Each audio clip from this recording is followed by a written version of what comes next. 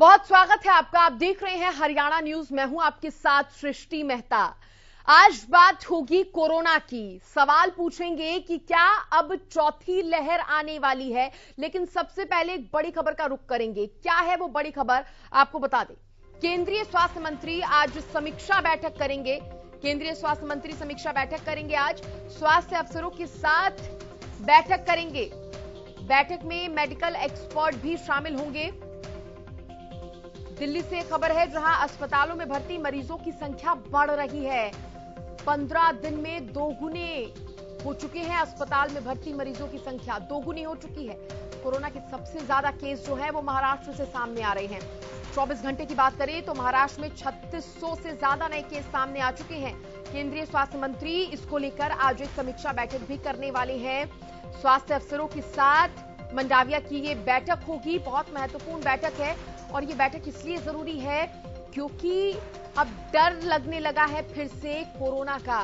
दरअसल क्या कोरोना की जो चौथी लहर है उसका खतरा अब मंडरा रहा है, क्योंकि जिस तरह से केसेस बढ़ रहे हैं, जिस तरह से रफ्तार तेज हो रही है कोरोना के मरीजों की, वो किस और संकेत दे रही है। कई सवाल इससे जुड़े हैं और आज एक बैठक भी बहुत महत्वपूर्ण ये बैठक होने वाली है।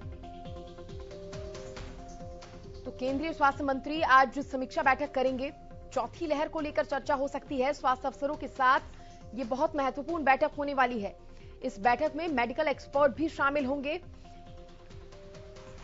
क्योंकि दिल्ली की बात करें तो अस्पतालों में मरीजों की संख्या लगातार बढ़ रही है। 15 दिन में मरीजों की संख्या जो है वो दोगुनी हुई है। कोरोना के सबसे ज्यादा केसेस जो है वो महाराष्ट्र से सामने आ रहे हैं। 24 घंटे की अगर बात करें तो यहां पर महाराष्ट्र में 24 घंटे के अंदर 3600 से ज्यादा मामले सामने आ गए हैं। देश में भी रफ्तार बढ़ी है कोरोना मरीजों की। 38 लोगों की कोरोना से 24 घंटे के अंदर अंदर मौत हुई है। देश में अब तक 83,000 एक्टिव केस बताए जा रहे हैं। 24 घंटे में करीब करीब 10,000 लोग कोरोना से रिकवर भी हुए हैं। इधर इन्हीं सब बातों को लेकर ये बैठक होने जा रही है। केंद्रीय स्वास्थ्य मंत्री समीक्षा बैठक इसको लेकर करेंगे और उनके साथ कुछ एक्सपर्ट्स भी मौजूद रहने वाले हैं। मेडिकल एक्सपर्ट होंगे जो ज्यादा जानकारी इस पूरे मामले पर दे पाएंगे। कोरोना की चौथी लहर को लेकर जो ज्यादा जानकारी दे पाएंगे। तो ये समीक्षा बैठक इसी के लिए की जा रही है।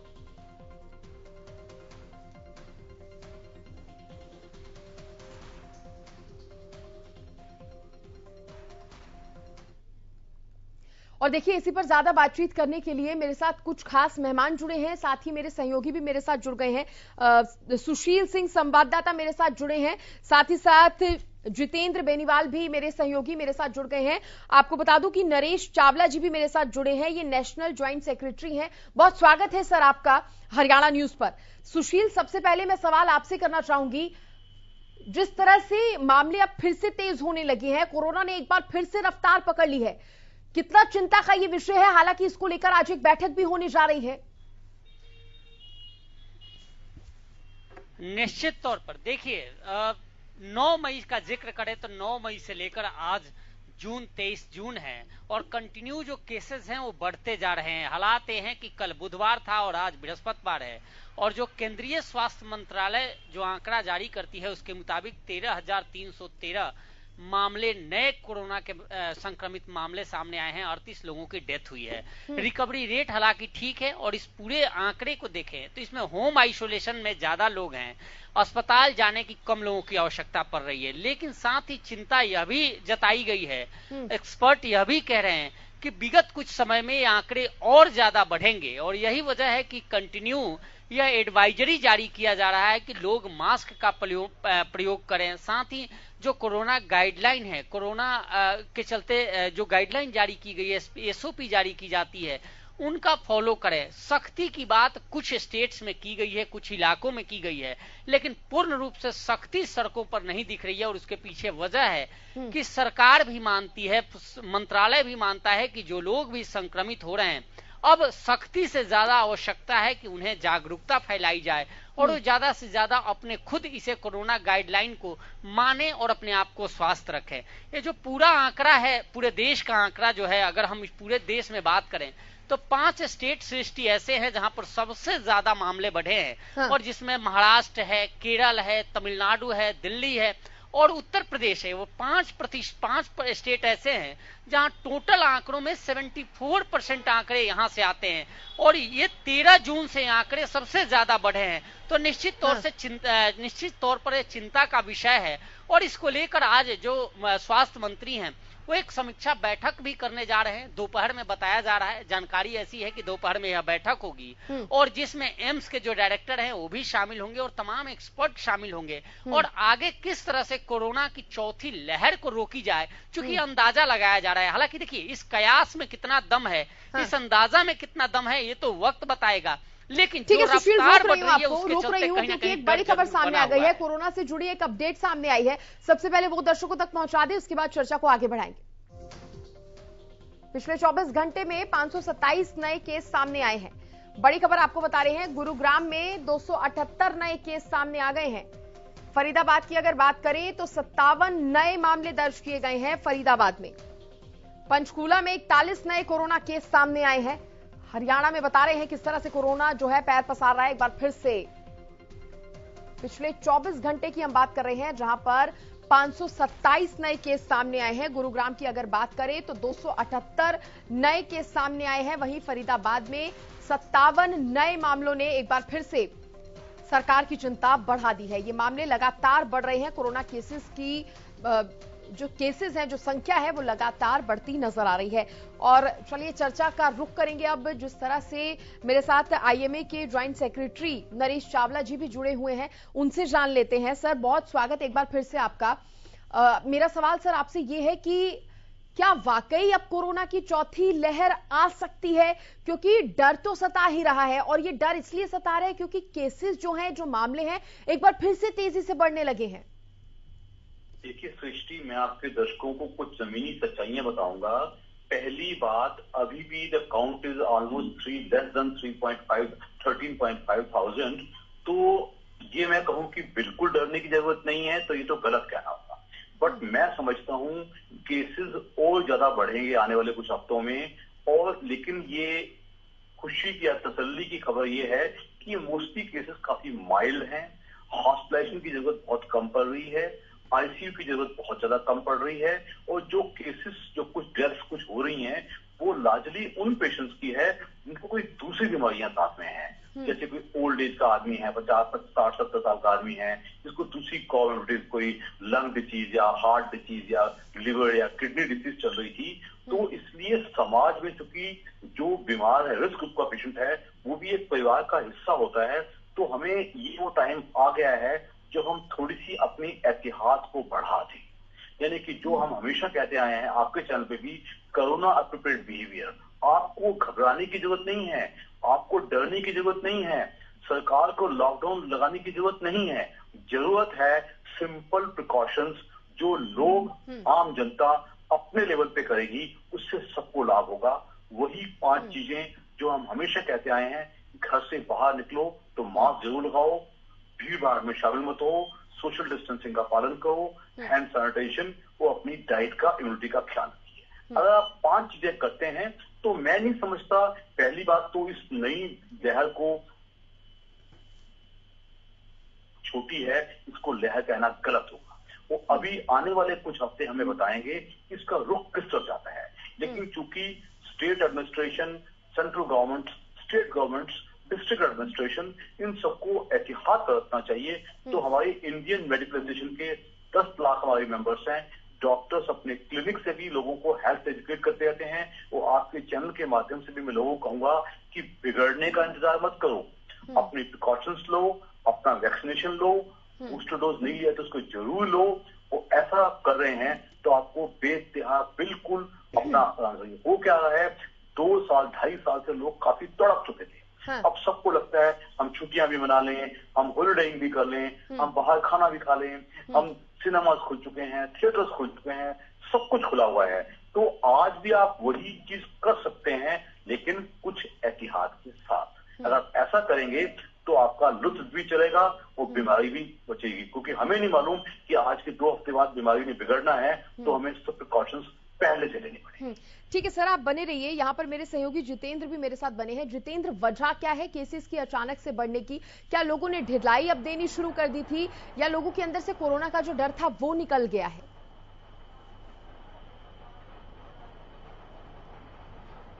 बिल्कुल सृष्टि, मैं आपको बता रहा हूँ, जिस तरह से लगातार जो कोरोना के मामले के जो इजाफा हो रहे हैं, जो घट भी रहे हैं, तो कहीं ना कहीं लोगों की लापरवाही भी इसमें सामने आ रही है। तो कल की बात करें तो कल फरीदाबाद के जो केस आए थे, 57 मामले नए पॉजिटिव केस आए और 82 लोगों को ठीक होने पर उन्हें घर भेज दिया गया। जबकि वहीं जिले के जो कोरोना के रिकवरी रेट है वो 98.88% पर पहुंच गया है। तो कोरोना के जो पॉजिटिव के बात करें तो 14 की अस्पताल में भर्ती किया गया है, जबकि होम आइसोलेशन पर जिले में 715 लोगों को रखा गया है। तो एक्टिव केसों की संख्या 729 पे पहुंच गई है।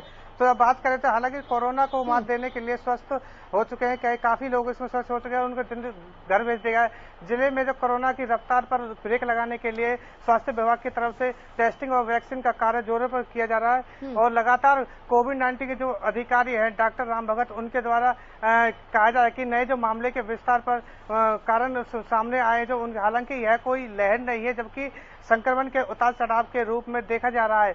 और कहीं ना कहीं जब तक के सामने मामले आ रहे हैं तो कहीं ना कहीं सामूहिक कार्यक्रम या भीड़ या इलाकों के ये मामले सामने आ रहे हैं, जो बिना मास्क के कारण लोग घूम रहे हैं, लापरवाही बरत रहे हैं। तो इसमें कहीं ना कहीं जो फरीदाबाद के उपायुक्त जितेंद्र यादव कहीं ना कहीं लोगों से अपील कर रहे हैं कि इस कोरोना को मात देने के लिए हमारा सहयोग कीजिए और सोशल डिस्टेंस मास्क को जरूर लगाए, सैनिटाइजर का प्रयोग करें। तो लगातार स्वास्थ्य विभाग और प्रशासन लगातार अगर इसमें थोड़ी कसी करे तो कहीं ना कहीं जो कोरोना के जो मामले हैं उसमें ब्रेक लगा सके। जी ठीक है। मैं सुशील आपसे भी सवाल करूंगी, लेकिन उससे पहले नरेश जी मैं आपसे जानना चाहूंगी, क्योंकि अभी हम जानते हैं कि भारत में भी ज्यादातर जो लोग हैं वो कोरोना वैक्सीन लगवा चुके हैं, दोनों डोज उनकी लग चुकी है, कुछ लोगों को तो बूस्टर डोज भी लग चुकी है। तो साबित होंगी अगर किसी को फिर से कोरोना हो जाता है, और लोगों के अंदर एक ये भ्रम भी है कि अगर हमने कोरोना वैक्सीन लगवा ली है तो हमें अब कोरोना नहीं होगा, तो इस पर आप क्या कहेंगे? सृष्टि, मैं दोबारा बता दूं कि जितनी भी ये वायरल वैक्सीन होती हैं, चाहे पहले फ्लू की वैक्सीन की, अब कोरोना की वैक्सीन है, इनका असर 6-8 महीने बाद खत्म हो जाता है। तो जिन लोगों ने पहले 2 वैक्सीन लगा भी दी हैं, उसके 9 महीने के अंतराल पे उनको बूस्टर डोज अवश्य लगानी चाहिए। किसी जन ने अगर एक भी वैक्सीन लगाई, उसका ऐसी है कि मुझे क्या फर्क पड़ता है, ऐसा नहीं है। हम सब इंडिविजुअली भी बचते हैं, और हम जब इकट्ठे 70, 80, 90% लोग वैक्सीन लगा लेते हैं तो हमें एक हर्ड इम्यूनिटी आती है, जिसको कि समूह की इम्यूनिटी कहते हैं। तो मैं आपके चैनल के थ्रू सब लोगों को अपील करूंगा, काइंडली गो फॉर वैक्सीनेशन। ये बहुत जरूरी है। आपका ये कहना कि फलाने ने तो वैक्सीन लगवाई थी तो भी उसको कोरोना हो गया, तो भाई शायद आज हम जो देख रहे हैं कि हम जो कमजोर वायरस देख रहे हैं या कम केसेस देख रहे हैं, वो शायद इसी वजह से है कि हमने वैक्सीन लगवाई हुई है। अब तक 197 करोड़ वैक्सीनेशन डोज लग चुकी हैं, और मैंने पता चला है कि कल भी 13 लाख वैक्सीन लगी हैं। तो मैं कहूंगा लोग उमड़ के आगे आए और लगवाएं, और बच्चों को भी 10 साल से ऊपर बच्चों को भी वैक्सीन लग रही है। वैक्सीन ही एक ऐसा हथियार है जो हमें बचा सकता है। ये मत सोचो कि इसने तो लगवा लिए फिर भी हो गया, तो भी मैं कहूंगा कि वैक्सीन लगवाना अत्यंत आवश्यक है। 2 ही हथियार हैं, एक कोरोना एप्रोप्रिएट बिहेवियर और वैक्सीन। अगर आप इनको फॉलो करते हैं तो मैं समझता हूं आप मस्ती से अपनी जिंदगी काटो, कोई चिंता की जरूरत नहीं है। हमारे देश में होता क्या है, लोग डरते ज्यादा हैं, प्रिकॉशन कम लेते हैं। तो आपकी जनता, आपके दर्शकों को मैं अपील करूंगा कि वो इस कोरोना शैली को अपना लें। कई देशों में हमने देखा है, छोटे देशों में, यूरोप के देशों में, New Zealand, Israel, Taiwan, Hong Kong, Japan, उन्होंने इस शैली को अपना लिया है। वो परवाह नहीं करते, अपनी जिंदगी भी चलती रहे और बीमारी अपने आप कम होती रहती है। हमारे देश के लोगों को ये बात समझनी पड़ेगी और कोरोना की जीवन शैली को अपनाना पड़ेगा। ऐसा कर पाएंगे तो हमें डरने की जरूरत नहीं। और जिस तरह से आपने कहा इस जीवन शैली को अपनाना होगा, तो सुशील जी इससे जुड़ा ये भी सवाल है कि ऐसा कहा भी जा रहा है और ऐसा माना जा रहा है कि आने वाले समय में कोरोना जो है वो आम बीमारियों की तरह ही हो जाएगा। जैसे बुखार होता है, मलेरिया, डेंगू, अन्य बीमारियां होती हैं, उसी तरह से कोरोना भी हो जाएगा और लोग उसको उसी तरह से लेना शुरू कर देंगे। तो क्या क्या उम्मीद की जाए, क्योंकि मेडिकल साइंस इस पर लगातार रिसर्च कर रही है, तरक्की भी करती हुई नजर आ रही है, क्या उम्मीद की जाए कि इसके लिए भी कोई ऐसी दवाइयां बन जाएगी? आपको कोरोना हुआ, फिर आपने दवाई ली और आप ठीक हो गए? देखिए, मैं सृष्टि आपको बता दूं कि सच्चाई ये है कि जैसे हमारे देश में आप पहले इन्फ्लुएंजा या फ्लू या जिसको वायरल फीवर कहते थे, जो कोरोना का वायरस हमारे देश में एंडेमिक को कहा जा रहा है। एंडेमिक का मतलब होता है कि बहुत ज्यादा केसेस नहीं होते, छुटपुट केस होते ही रहते हैं, तो ऐसा होने की संभावना बहुत ज्यादा है। तो हमारी ICMR, Indian council of medical research, और हमारी इंडियन मेडिकल एसोसिएशन, इन दोनों की एक ही राय है कि वायरस का वीक हो जाएगा लेकिन खत्म नहीं होएगा। तो इसलिए एहतियात सभी बरतना जरूरी है। अभी भी हमारा मानना है कि वायरस जो पहले था सेकंड लेयर में, वो काफी वीक हो चुका है। लेकिन चूंकि ये वायरस बहुत ज्यादा म्यूटेट करता है, ये कब बदल के कब अपना भीषण रूप अपना लेगा हमें नहीं पता। हमारी उम्मीद एक तरफ है, हमारी प्रिकॉशंस दूसरी तरफ है, और हमारा डरना तीसरी तरफ है। तो हमें अपनी उम्मीद और प्रिकॉशंस पे अपना प्लानिंग करनी चाहिए। उसी से हम सब इंडिविजुअल भी बचेंगे, हमारा समाज भी बचेगा और हमारा देश भी बचेगा। ठीक है, मैं सुशील से सवाल करना चाहूंगी। सुशील, अगर दिल्ली की बात करें तो दिल्ली में पिछले कुछ दिनों की बात करें तो केसेस जो हैं वो लगातार बढ़े हैं, और पिछले 24 घंटे की अगर बात करें तो बताया जा रहा है कि रफ्तार तो दोगुनी हो गई है।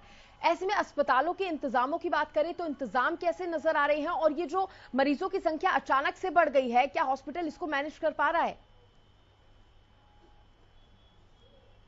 बिल्कुल, देखिए सृष्टि, 13 जून से लेकर आज 23 जून तक 5 गुना मरीजों की संख्या में इजाफा हुआ है।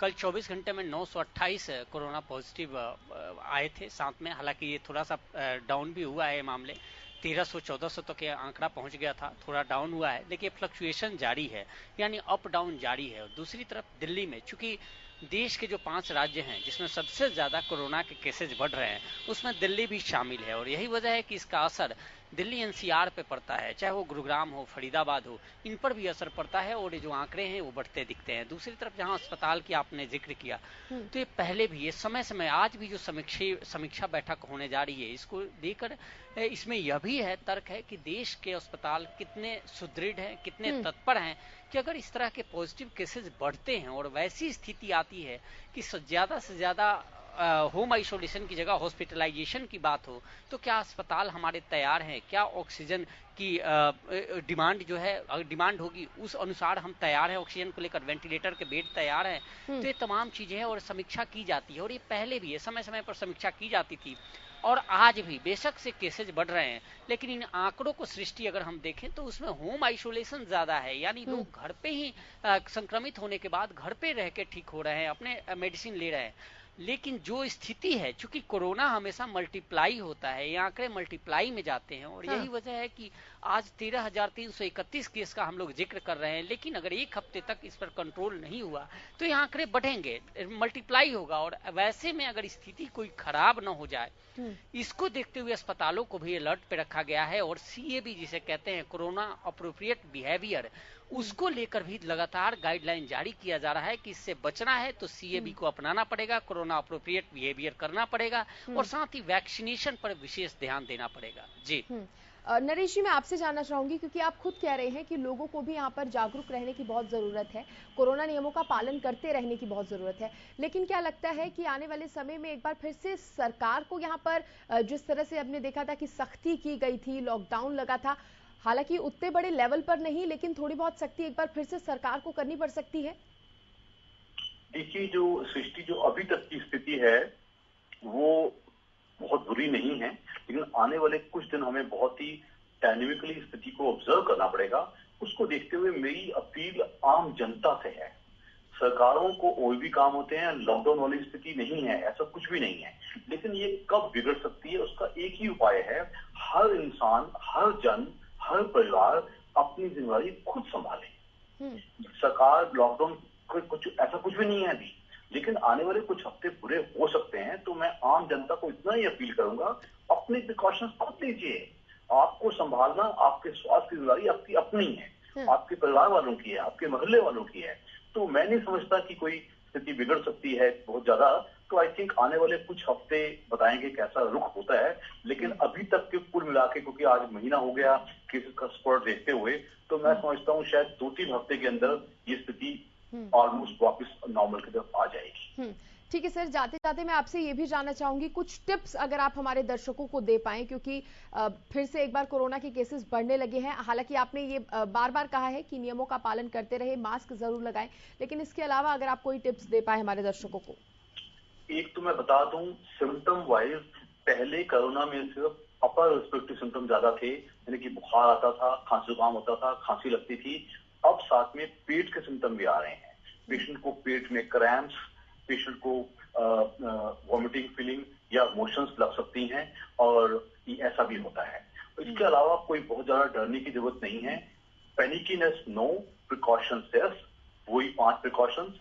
मास्क का इस्तेमाल, भीड़ भाड़ में मत जाइएगा, सोशल डिस्टेंसिंग का पालन कीजिएगा, हैंड सैनिटाइजेशन का ध्यान दीजिएगा, वो अपने एक अच्छे पौष्टिक घर का एक बैलेंस फूड खाइएगा, ऐसा करिएगा। और वैक्सीनेशन जिसने भी नहीं लगवाई है वो जाके अपनी वैक्सीन जल्द से जल्द लगवाए। ठीक है, और एक आखिरी सवाल मैं जितेंद्र से करना चाहूंगी। जितेंद्र, अगर आमजन की बात की जाए तो जागरूक अभी भी नजर आ रही है? क्या ये समझ रही है कि चौथी लहर आ सकती है, इसलिए अभी भी नियमों का पालन करना बहुत जरूरी है? कैसे हालात आप देख पा रहे हैं?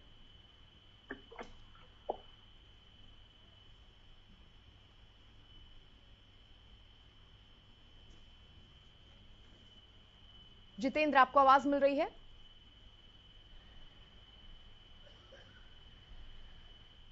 जितेंद्र को आवाज नहीं मिल पा रही। सुशील, यही सेम सवाल मेरा आपसे है।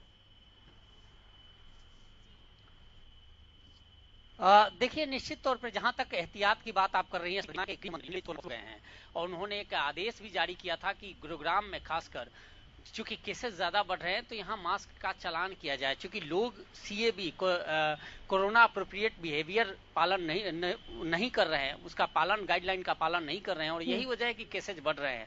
लेकिन धरातल पे चलानिंग इसलिए बंद है, जब पुलिस डिपार्टमेंट के अधिकारियों से इस बात होती है तो उनका साफ कहना है कि चालान इसलिए बंद किया गया है क्योंकि कोरोना अब लाइफ स्टाइल में शामिल हो गया है और उतना घातक नहीं है। हालांकि हाल ही में जिला प्रशासन ने, गुरुग्राम प्रशासन ने, चूंकि गुरुग्राम के जो आंकड़े हैं 278 जिस तरह से आए हैं, 511 लोग ठीक हुए हैं, किसी की मौत नहीं हुई है, ओमिक्रॉन का कोई नया वेरिएंट नहीं, मामला नहीं आया है सामने, और साथ ही जो पॉजिटिव केसेज हैं वो 1450 हैं गुरुग्राम में, जिसमें 1422 लोग होम आइसोलेशन में है, मात्र 28 लोग अस्पताल में हैं। तो ये आंकड़े बयां करते हैं कि रफ्तार, कोरोना के संक्रमण की रफ्तार बढ़ रही है, लेकिन ठीक होने वालों की जो संख्या है वो भी ज्यादा से ज्यादा अच्छी है, बेहतर है, लोग ठीक भी हो रहे हैं। और साथ ही कोरोना से जो संक्रमित हो रहे हैं उन्हें अस्पताल जाने की आवश्यकता नहीं पड़ रही है, उन्हें ऑक्सीजन की आवश्यकता नहीं पड़ रही है, उन्हें वेंटिलेटर की आवश्यकता नहीं पड़ रही है, उनकी डेथ नहीं हो रही है। यही वजह है कि लोगों को वैक्सीनेशन की तरफ किया जा रहा है कि ज्यादा से ज्यादा उनका वैक्सीनेशन हो, वो वैक्सीन लगवाएं और कोरोना पर इस तरह से एहतियात बरतें और कोरोना पर विजय प्राप्त कर सके हम। और आप कह रहे हैं सुशील कि अस्पतालों में भी इसके लिए पुख्ता इंतजाम जो है वो नजर आ रहे हैं?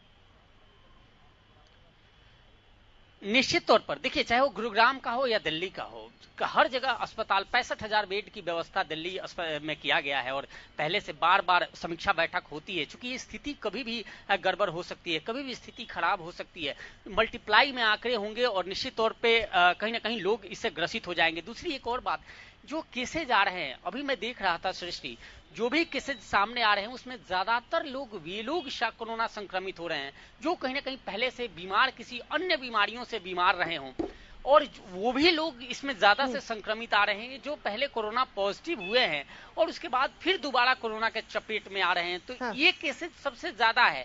और जो डेथ रेशियो बन रहा है, पूरे देश का आंकड़ा हम अपने दर्शकों को दिखा रहे हैं कि 38 डेथ हुए हैं, तो इनमें 38 जो डेथ्स हुए हैं उसमें वैसा कोई व्यक्ति नहीं है जो केवल कोरोना उसको हुआ और कोरोना के बाद अस्पताल में एडमिट हुआ और उसकी डेथ हो गई, या फिर वेंटिलेटर या ऑक्सीजन की कमी से डेथ हुई, वो कहीं ना कहीं किसी दूसरे बीमारी से ग्रसित जरूर है। और ये देखिए, दर्शकों को दिखाने से पहले मैं बता दूं कि सृष्टि, हमारा वीकनेस है बॉडी में अगर, तो भी कोरोना जो है वो ज्यादा थोड़े खतरनाक तौर पर इफेक्ट कर सकता है, इसलिए अपने आप को सुरक्षित रखना यहाँ पर बहुत जरूरी है। मेरे साथ तमाम मेहमान जुड़े, नरेश चावला जी नेशनल ज्वाइंट सेक्रेटरी IMA के जुड़े, बहुत बहुत धन्यवाद सर आपका। मेरे तमाम सहयोगी भी जुड़े, उनका भी बहुत बहुत धन्यवाद जानकारी देने के लिए।